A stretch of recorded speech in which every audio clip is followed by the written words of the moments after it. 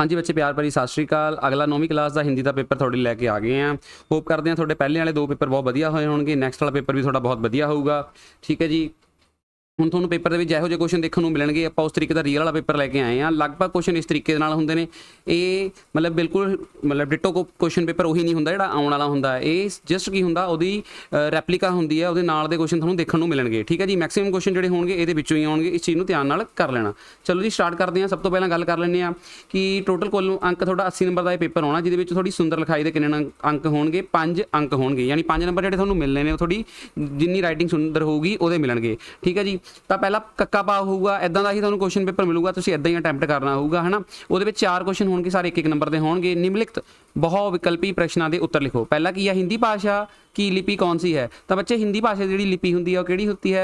वो देवनागरी होंगी है। अनुनासिकी वाला शब्द चुनकर लिखे। तो बच्चे अनुनासिकी चुन केड़ा होंदा है? दांत। केड़ा होंदा बच्चे? दांत होंदा है। आगे आ गया ई चच्चा शिशा वर्णों को जोड़कर बनने वाला शब्द चुने। तो ये बच्चे केड़ा होंदा? इच्छा। की होंदा बच्चे? इच्छा।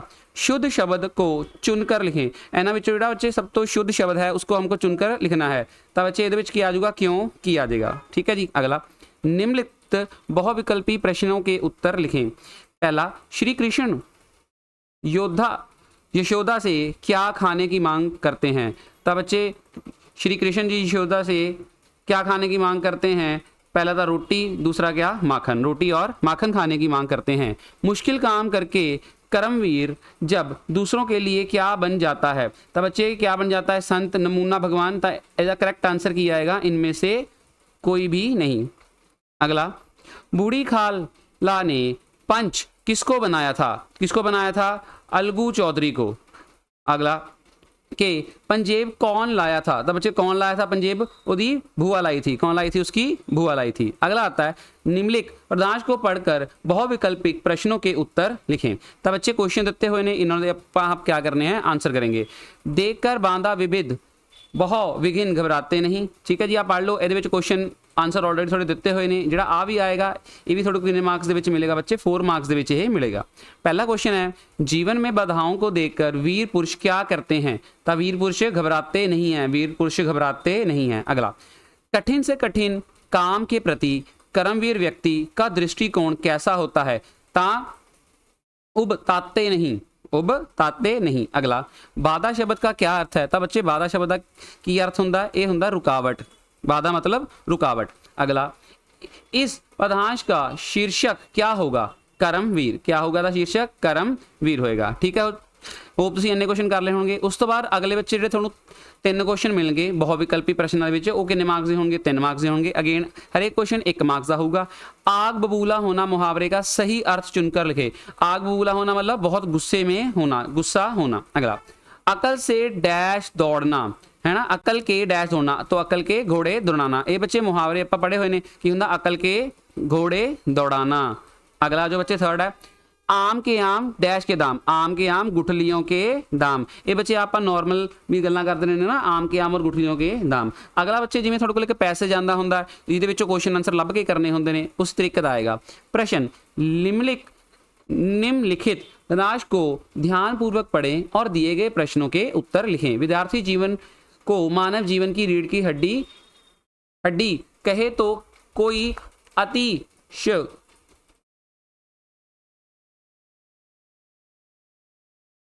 अतिशयोक्ति नहीं है। विद्यार्थी काल में बालक में जो संस्कार पड़ जाते हैं वह जीवन भर अमिट रहते हैं। बच्चे ठीक है, तुम पैराग्राफ पढ़ लियो, ज़्यादा आप टाइम नहीं थोड़ा लवांगे। आप मेन सीधा ये क्वेश्चन आंसर वाल मूव करते हैं। पहला क्वेश्चन आता बच्चे साढ़े कोल, मानव जीवन की रीढ़ की हड्डी किसे कहा गया है? तो बच्चे जो आप पढ़ोगे है ना, थानू पता लग जाएगा। तो पहले का आंसर होगा, मैं डायरेक्ट आंसर लिख रहा है ना। मानव जीवन की रीढ़ की हड्डी किसे कहा गया है? विद्यार्थी जीवन को। की आंसर आ जाएगा? विद्यार्थी जीवन को। विद्यार्थी स्पैलिंग बच्चे ऊपर चेक कर लो है ना। विद्यार्थी जीवन को स्पैलिंग दे विच इत्थे बहुत इंपॉर्टेंट है, स्पैलिंग गलत ना कर दो। तो क्या आ जाएगा? विद्यार्थी जीवन को। ठीक हो गया। अगला आ जाओ, विद्यार्थी जीवन की तुलना किसके साथ की गई है? तो बच्चे इस क्वेश्चन में जी विद्यार्थी जीवन की तुलना की गई है पाठशाला नाल की गई है। किहदे नाल? पाठशाला। पाठशाला से की गई है। ओके हो गया। अगला आ जाओ, विद्यार्थी काल में बालक आदर्श विद्यार्थी कैसे बन सकता है? ਤਾਂ ਬੱਚੇ ਕਿਵੇਂ ਆਦਰਸ਼ ਵਿਦਿਆਰਥੀ ਬਣ ਸਕਦਾ ਹੈ?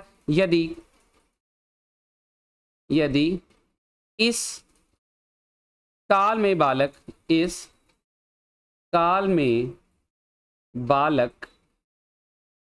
यदि इस काल में बालक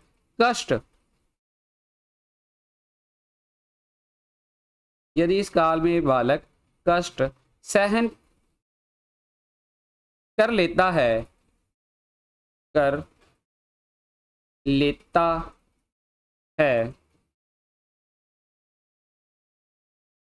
है स्वास्थ्य सुंदर बनाता है। क्या देगा बच्चे? स्वास्थ्य सुंदर बनाता है। इतने थले लिखना है बच्चे, ठीक है? उस तो बारी रेज कर दूंगा, तुसी वीडियो ਨੂੰ पीछे करके देख लेना। स्वास्थ्य सुंदर बनाता है। यदि मन लगाकर अध्ययन कर लेता है तो उसे ज्ञान मिलता है। ठीक है बच्चे? बाकी बच्चे तुसी इत्थे आ देखो, आ पैराग्राफ दे विच मैं तुहानूं लाइन इत्थे मैं मार्क कर दिना, इत्थों पढ़ लेना अगर उत्थों नहीं पता लग गया। यदि मन लगा कर ध्यान करता है उसे ज्ञान प्राप्त होता है, रीड गड्डी बन जाता है। ये देखो आप बच्चे इत्थों आ जाएगा। यदि इस काल में बालक कष्ट सहन कर लेता है तो उसका स्वास्थ्य सुंदर बनता है। यदि मन लगाकर अध्ययन कर लेता है तो उसे ज्ञान मिलता है। ਤਾਂ ਬੱਚੇ ਇੱਥੇ ਦਾ ਗਿਆਨ ਮਿਲਦਾ ਹੈ ਤੱਕ ਸਾਡਾ ਕੀ ਹੋ ਜਾਏਗਾ? ਇਸ ਕੁਐਸਚਨ ਦਾ ਕਰੈਕਟ ਆਨਸਰ ਹੋ ਜਾਏਗਾ। ਆਹੀ ਕੁਐਸਚਨ ਬੱਚੇ ਸਿੱਧੀਆਂ ਲਾਈਨਾਂ ਤੁਹਾਡੇ ਕੁਐਸਚਨ 'ਚ ਪਈਆਂ ਹੋਣਗੀਆਂ, ਹੈ ਨਾ? ਕੋਈ ਇੰਨੀ ਔਖਾ ਕੁਐਸਚਨ ਨਹੀਂ ਹੈਗਾ, ਆਰਾਮ ਸੇ तुम्हारे से बन जाएगा। ठीक है जी, बहुत ਈਜ਼ੀਲੀ ਕੁਐਸਚਨ ਇਹ ਸਾਰੇ ਕੀ ਹੋ ਜਾਣਗੇ? ਆਰਾਮ ਨਾਲ ਵਿੱਚੋਂ ਲੱਭ ਜਾਣਗੇ ਤੇ ਆਰਾਮ ਨਾਲ ਬਣ ਜਾਣਗੇ। ਡਨ ਹੈ ਜੀ, ਇੰਨੀ ਗੱਲਾਂ ਕਲੀਅਰ ਹੋ ਗਈਆਂ। ਅਗਲਾ ਬੱਚੇ ਚੌਥੇ ਕੁਐਸਚਨ ਦੀ ਗੱਲ ਕਰ ਲੈਂਦੇ ਆ। ਚੌਥਾ ਕੁਐਸਚਨ ਹੈ ਸਾਡੇ ਕੋਲ, फोर्थ क्वेश्चन है बच्चे साढ़े कोल, सभ्य नागरिक बनने के लिए जिन गुणों की आवश्यकता होती है उसके लिए सुंदर पाठशाला कौन सी है? बच्चे आ देखो, एक सेकंड, आ देखो आप है ना, डायरेक्ट का आंसर यहीं पर पड़ा है। सभ्य नागरिक के लिए जिन जिन गुणों की आवश्यकता होती है उन गुणों के लिए विद्यार्थी काल ही तो सुंदर पाठशाला है। ताकि आ जाएगा इतना आंसर, आह विद्यार्थी काल ही तो सुंदर पाठशाला है। यह हो जाएगा साढ़े क्वेश्चन नंबर 4 का करेक्ट आंसर। इस 5th क्वेश्चन है, इस गद्यांश का उचित शीर्षक क्या होगा? बच्चे ਜਿਹੜਾ ਸਾਡਾ ਇਹ पैसे देता है का देते है यह विद्यार्थी जीवन ते, तो इसका करेक्ट आंसर क्या होगा? जीवन का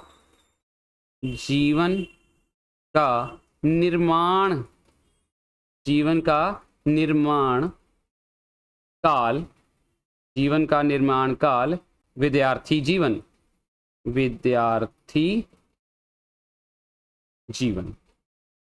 ठीक है बच्चे, क्लियर हो गया ना? चलो मूव कर दें थोड़े नेक्स्ट क्वेश्चन वाल। अगला क्वेश्चन है हमारे पास, निम्नलिखित प्रश्नों के उत्तर निर्देश अनुसार लिखें। ठीक है जी, नीचे बच्चे थोड़ा क्वेश्चन देते हुए ने उन्होंने आंसर लिखना है। पहला क्वेश्चन है हमारे पास, मृत्यु शब्द का त्रिपद शब्द लिखें। तो बच्चे ਇਹਦਾ क्या आ जाएगा? मौत। मृत्यु का क्या आ जाएगा बच्चे? मौत। ठीक है जी, उस बाद आत्मा शब्द का शुद्ध करके लिखें। आत्मा अशुद्ध है, क्या लिखना है? शुद्ध करके हमें लिखना है। तो आत्मा को बच्चे हम शुद्ध लिखते हैं आत्मा। ठीक है जी, ये हमारे पास क्या हो जाएगा? शुद्ध हो जाएगा। नेक्स्ट है बच्चे, गवाला शब्द का वचन बदल कर लिखे। तो बच्चे वचन बदलोगे तो क्या आ जाएगा? गवाले। क्या आ जाएगा बच्चे? गवाले। ओके हो गया। अगला आ जाओ, बालक शब्द का लिंग बदल कर लिखे। किसका बच्चे? बालक का। तो बालक का क्या हो जाएगा? बालिका। बालक का क्या आ जाएगा? बालिका। अगला बच्चे क्वेश्चन नंबर 5 है हमारे पास, बेतहाशा शब्द में से उपसर्ग और मूल शब्द अलग अलग करके लिखें। तो बच्चे अलग अलग कैसे लिखोगे? ऐसे लिखोगे, बे और फिर तहाशा। डन है। इस जो अपन कितने मार्क्स स्कोर होंगे? 6 मार्क्स स्कोर होंगे। अगला क्वेश्चन है, आप क्या काम करते हैं? ठीक है जी, वाक्य में विराम चिन्ह लगाकर दोबारा लिखें। तो बच्चे क्या आ जाएगा? आप क्या काम करते हैं। तो ये प्रश्न पूछ रहा है, तो यहां पर क्या आ जाएगा? प्रश्न का चिन्ह आ जाएगा। डन बच्चे, हो गया। अगला आ जाओ बच्चे, क्वेश्चन नंबर 7 आएगा, अगेन 4 मार्क्स के लिए पूछे जाएंगे। ठीक है जी, निम्नलिखित प्रश्नों के उत्तर 1 या 2 वाक्यों में लिखें। 1 या 2 वाक्यों के अंदर अब हमें उत्तर इसके करने होंगे। इनके आंसर ऑलरेडी मैंने आपके लिए साथ में लगा दिए हैं। डन बच्चे, पहला क्वेश्चन है, मदनलाल ढींगरा का जन्म कब हुआ? तो बच्चे मदनलाल ढींगरा का जन्म 1887 को एक संपन्न परिवार में हुआ। अकबर ने कितने वर्ष की आयु में अपने पिता के दुश्मन को हराया? तो अकबर ने 13 वर्ष की उम्र में अपने पिता के दुश्मन को हराया। अगला क्वेश्चन है, इमारत का होना ना होना किस बात पर निर्भर करता है? तो इमारत का होना ना होना इमारत का ना होना इमारत की नींव की ईंट तथा उसकी मजबूती पर निर्भर करता है। डन हो गया। नेक्स्ट क्वेश्चन है, शिवाजी पर स्त्री को किस समान मानते थे? शिवाजी स्त्री को किस प्रकार मानते थे? तो शिवाजी पर स्त्री को मां के समान मानते थे। किसके समान मानते थे? मां के समान मानते थे। उसके बाद बच्चे अगला पार्ट हमारे पास भाग खास स्टार्ट हो जाएगा। इसमें से हमें 9 मार्क्स मिलेंगे। तो पहला प्रश्न रहेगा, निम्नलिखित किन्हीं 3 प्रश्नों के उत्तर 3-4 पंक्तियों में लिखें। 3 या 4 पंक्तियों में हमें सिर्फ लिखने हैं कितने प्रश्न? 3 प्रश्न। तो मैंने 5 के आंसर ऑलरेडी यहाँ पर मेंशन कर लिखे हैं आपके लिए। चलिए रीड करते हैं। शिवाजी ने अपने सेनापति की गलती पर सूबेदार को पुत्र वधू से किस प्रकार माफी मांगी? ठीक है जी, उत्तर आ जाएगा, सूबेदार की पुत्र वधू से मां की संबोधन करते हुए शिवाजी ने अपने सेनापति के अनुचित तथा मूर्खतापूर्ण व्यवहार पर माफी मांगते हुए उसकी अजीबो गरीब खूबसूरती की प्रशंसा की और कामना की कि काश उसकी मां भी उसकी तरह ही खूबसूरत होती। उन्होंने कहा, मां, आपकी खूबसूरती की तो मैं केवल हिंदू विधि से पूजन ही कर सकता हूं। आप जरा भी परेशान ना हो, आपको पूरी इज्जत और हिफाजत के साथ आपके शहर के पास पहुंचा दिया जाएगा। ठीक है जी। नेक्स्ट क्वेश्चन है, नींव की ईंट और कंगारू की ईंट दोनों क्यों विद्नीय हैं? नींव की ईंट जमीन के साथ हाथ नीचे गड़कर इमारत की पहली ईंट बनती है। इसकी मजबूती पर ही इमारत निर्भर करती है। कंगारू की ईंट कट छटकर कंगारू पर चढ़ती है तथा लोगों को अपनी तरफ आकर्षित करती है, इसलिए दोनों ईंटें विद्नीय हैं। अगला क्वेश्चन है, आलू चौधरी ने अपना क्या फैसला सुनाया? अगलू चौधरी ने पंचायत में अपना यह फैसला सुनाया कि बूढ़ी खाला को अच्छा खाना और कपड़े दिए जाएं और साथ ही साथ उसको महीनेवार खर्च भी दिया जाए, नहीं तो रजिस्ट्री के रद्द कर दिया जाएगा। अगला बच्चे क्वेश्चन आता है हमारे पास 5वां, पंजेब कहाँ और किसे मिली? आशुतोष। 5वां क्वेश्चन, आशुतोष की बुआ के पास से मिली। आशुतोष की बुआ के पास से पंजेब मिली। जब आशुतोष की बुआ घर आई और उसने आशुतोष को कहा कि जो कागजात वह मांग रहे थे वो सभी इसी बॉक्स में हैं, उसी समय अपनी बास्केट की जेब में हाथ डालकर पंजेब निकाली और कहने लगी कि उस दिन भूल से यह पंजेब उसके हाथ चली गई थी। ठीक है जी। लास्ट क्वेश्चन था बच्चे हमारे पास 5वां, जीवन में असफलताओं मिलने पर भी साहसी मनुष्य क्या करते हैं? ठीक है जी। जीवन में असफलता मिलने पर भी साहसी मनुष्य के कदम डगमगाते नहीं, वह उन असफलताओं का मन करते हैं और सफल ना होने का कारण ढूंढकर पुनः आगे बढ़ने का प्रयास करते हैं। नेक्स्ट बच्चे थर्ड प्रश्न स्टार्ट हो जाएगा हमारे पास। निम्नलिखित किन्हीं 3 प्रश्नों के उत्तर 6-7 पंक्तियों में दें और ये पूरा 15 मार्क्स का इसमें से हमारा का पेपर मिलेगा। पहला क्या है, पंजेब कहानी के कितने में लिखना है? 6-7 पंक्तियों में। पंजेब कहानी के आधार पर आशुतोष का चरित्र चित्रण कीजिए। अगला है, पंच परमेश्वर की कहानी का उद्देश्य स्पष्ट करें। साहसी व्यक्ति के कोई 5 गुण लिखें। शहीद मदन लाल ढींगरा एक सच्चे देशभक्त स्पष्ट कीजिए। शिवाजी का सच्चा स्वरूप एकांकी का आधार पर शिवाजी का चरित्र चित्रण करें। तो पहला, आशुतोष का चरित्र चित्रण कीजिए। आशुतोष कहानी में आशुतोष एक प्रमुख पात्र है। सारी कहानी उसी के चारों ओर घूमती है। आशुतोष के चरित्र के माध्यम से ही बाल मनोविज्ञान को उजागृत किया गया है। पहला पॉइंट बन जाएगा। अगला, हट्ठी बालक। आशुतोष अपनी बहन को पंजेब मिलने पर आप भी साइकिल लेने की हठ करता है। हठ का मतलब जिद करना। बहन के प्रति लगाव। बहन को पंजेब पहन देखकर बहुत खुश होता है। आसपास पंजेब दिखाने पर वह गौरव महसूस करता है। व्यक्तिगत रुचि। आशुतोष क्योंकि एक बालक के चरित्र को दर्शाता है, इसलिए उसे भी बच्चों की तरह पतंग उड़ाने व साइकिल चलाने का शौक है। अधखड़ स्वभाव। कहानी में आशुतोष के माता पिता मारते पीटते हैं तो वह अपराध ना होने पर भी शून्य मान लेता है। इस तरह आशुतोष उदंडित स्वभाव का भी दिखाई देता है। आशुतोष का चरित्र पूर्ण रूप बाल मनोविज्ञान से प्रभावित है। अगला क्वेश्चन, पंच परमेश्वर कहानी का क्या उद्देश्य है? पंच परमेश्वर कहानी का उद्देश्य है कि मानव जीवन में अनेक समस्याएं आती हैं और उनका भी मानव अपनी बुद्धि से करता है। पंचों में परमेश्वर का निवास परमेश्वर का निवास होता है। न्याय करते समय मित्र या दुश्मन नहीं देखा जाता, ना ही अपना पराया देखा जाता है।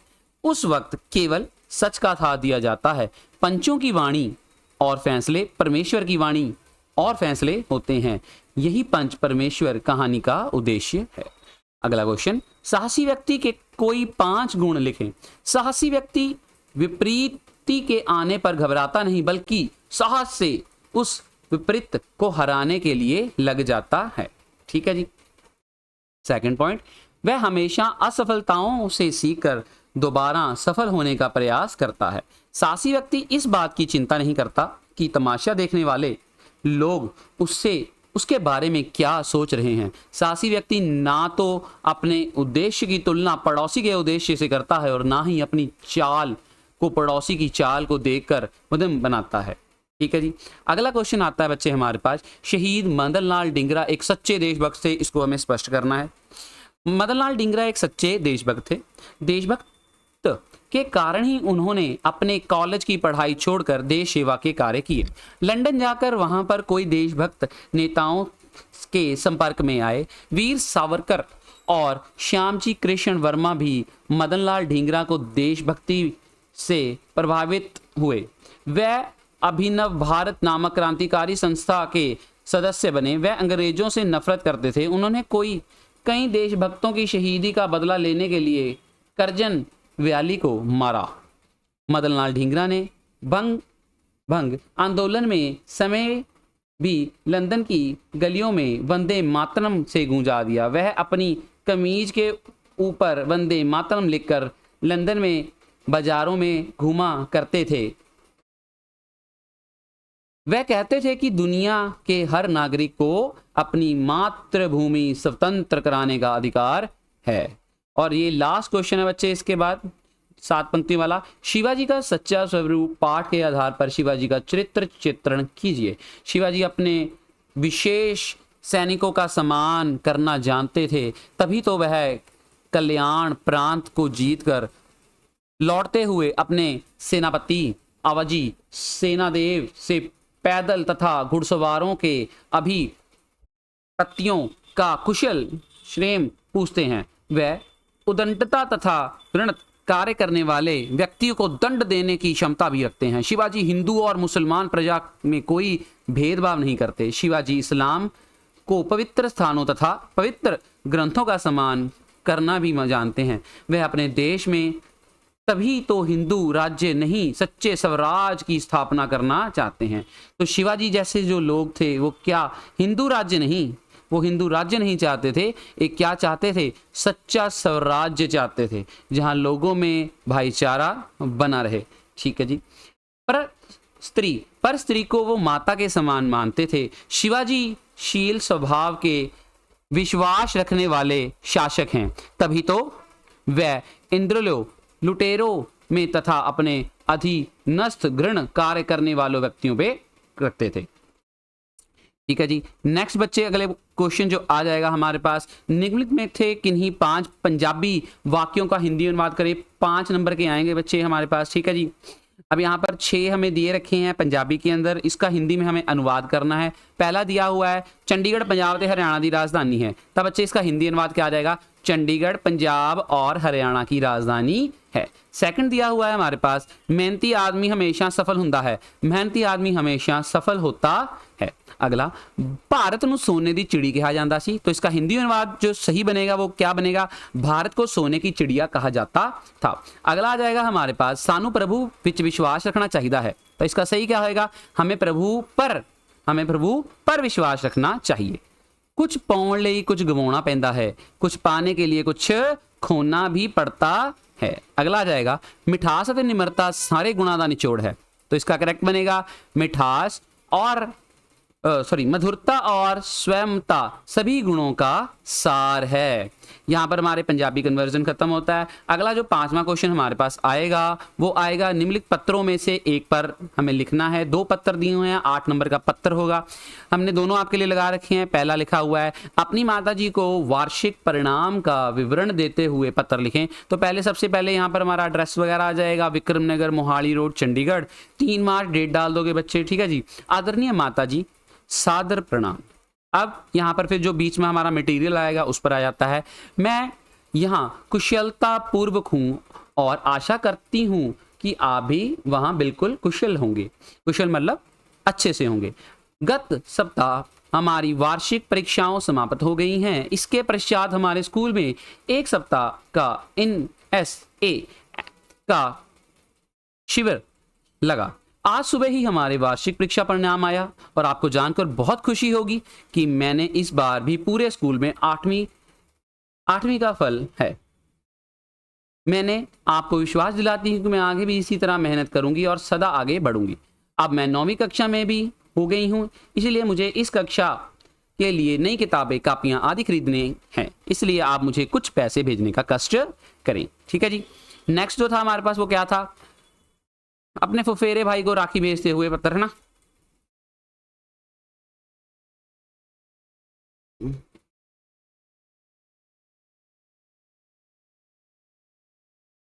हाँ जी, अगला आ जाएगा अपने फुफेरे भाई को राखी भेजते हुए पत्र। और यहाँ पर जो था हमारा जो लास्ट में एंडिंग करनी थी, इसके बाद पिताजी को सादर प्रणाम एवं शुभम को बहुत प्यार। शुभम यानी भाई उसका, आपकी प्रिय बेटी गार्गी। अब अगेन मटेरियल यहाँ आ जाएगा, मैं यह अत्यंत कुशलता पूर्ण हूँ और आशा करती हूँ कि आप सब भी वहाँ सुकुशल होंगे। आज से 10 दिन बाद भाई बहन के प्रेम का प्रतीक रक्षाबंधन का पवित्र त्यौहार है। मेरी परीक्षाएं होने वाली हैं, इसलिए मैं तुम्हें राखी बांधने नहीं आ सकती। मैं तुम्हें राखी भेज रही हूँ, इसी तरह स्वीकार करना और त्यौहार वाले दिन छोटी बहन से बंधवा लेना। मैं वादा करती हूँ कि अगली बार मैं स्वयं राखी लेकर आऊंगी और तुम्हें कोई उपहार भी दूंगी। मैं मेरी तरफ से बुआ और फूफा जी को सादर प्रणाम तथा समृद्ध को बहुत प्यार। तुम्हारी बहन आकृति। लास्ट बच्चे हमारे पास क्वेश्चन आ जाएगा, वो आ जाएगा निम्नलिखित में से किसी एक विषय के ऊपर अनुच्छेद लीजिए, लिखिए। अगेन 8 मार्क्स का क्वेश्चन आएगा, मोबाइल फोन और विद्यार्थी, पुस्तकालय के लाभ, रामलीला देखने का अनुभव। अब देखो ये पहले वाला हमने बच्चे यहाँ पर लिख रखा है मोबाइल फोन और विद्यार्थी, ठीक है। ये आ जाएगा हमारे पास पहले वाला मोबाइल फोन और विद्यार्थी। तो आज का युग संचार क्रांति का युग है। इस युग में मोबाइल हम सब जिंदगी में, ठीक है बच्चे। अगेन ये पैराग्राफ है, बस आप इसको एक बार रीड आउट कर लेना, है ना। पढ़ के सुनाने से अच्छा आपका बस इसको वीडियो को पॉज करो और एक बार अच्छे से इसको पढ़ लो, ठीक है जी। कोई डाउट होगा तो आप नीचे कमेंट सेक्शन में कर देना। और वीडियो अगर आपको बच्चे अच्छी लगती है तो कहना ना पड़े, है ना, तो वीडियो को एक बार लाइक जरूर कर दिया करो। अगर चैनल पे फर्स्ट टाइम विजिट कर रहे होते हो तो चैनल को हमारे सब्सक्राइब जरूर करो, ठीक बच्चा। चलिए अगला जो था हमारे पास वो था रामलीला देखने का अनुभव। सेम रामलीला बच्चे आप कभी ना कहीं तो देखने गए होंगे ना। इस बार मैं रामलीला ग्राउंड में रामलीला देखने गया, मेरे साथ मेरा मित्र अरुण था, दीपिका था। अगेन बच्चे एक बार जिसको रीड लिख लो, उसके बाद तुम हिंदी के अंदर इसको खुद से ही लिख पाओगे, ठीक है जी। यहाँ पर हमारा पूरा चैप्टर खत्म होता है। ये जो आपको वीडियो बना के दी जाती है बच्चे, इसमें तुम्हें एक बात मैं बिल्कुल बता दूं कि ये जो क्वेश्चन पेपर कहीं आप किसी भी चैनल से पढ़ रहे हो, चाहे हमारे चैनल से या कहीं से भी पढ़ रहे हो, इन वीडियो का उद्देश्य ये होता है कि आपको जो आपका रियल टाइम का पेपर आ रहा हो उसके मिलता जुलता पेपर आपको दिया जा सके। मैक्सिमम क्वेश्चन हमारी कोशिश होती है कि आपको जो पेपर में आने वाले हों इंपॉर्टेंट क्वेश्चन उसी के अकॉर्डिंग ही दिया जाए और उसी को देखते हुए महत्वपूर्ण क्वेश्चन पर ऊपर ही वीडियो बनाई गई हुई है, ठीक है जी। कोई किसी के दिल में ये ना है कि ये एग्जैक्ट वही पेपर होता है, ठीक है जी। वो तो किसी भी यूट्यूब चैनल पे आप चले जाइएगा, कहीं से भी देखेगा, किसी को भी एग्जैक्ट तो कभी नहीं पता होता है। हमेशा ये जो हमारी वीडियो से पेपर बनाया गया है, ये जो इंपॉर्टेंट क्वेश्चन लिए गए हैं, हमें इस बात की आस होती है अगर ये 80 मार्क्स का हम पेपर दे रहे हैं बच्चे को, तो हमारा लगभग कम से कम 65 टू हम मान के चलते हैं कि 65 से लेकर 75 नंबर तक का पेपर हमारे इसी क्वेश्चन पेपर में से आया होगा, ठीक है जी। सारे इंपॉर्टेंट क्वेश्चन इसी में हम कवर करके दिए जाते हैं, इसलिए इसको बहुत अच्छे से आप कर लीजिए, ठीक है जी। फर्स्ट टाइम चैनल पर विजिट करें हैं तो चैनल को सब्सक्राइब जरूर करके रख लीजिए, अपने फ्रेंड्स के साथ शेयर करें और अगर वीडियो आपको अच्छी लगती है तो वीडियो को लाइक कर दें, ठीक है जी। मिलते हैं आपको नए पार्ट के साथ, तब तक के लिए सत श्री अकाल, राम राम।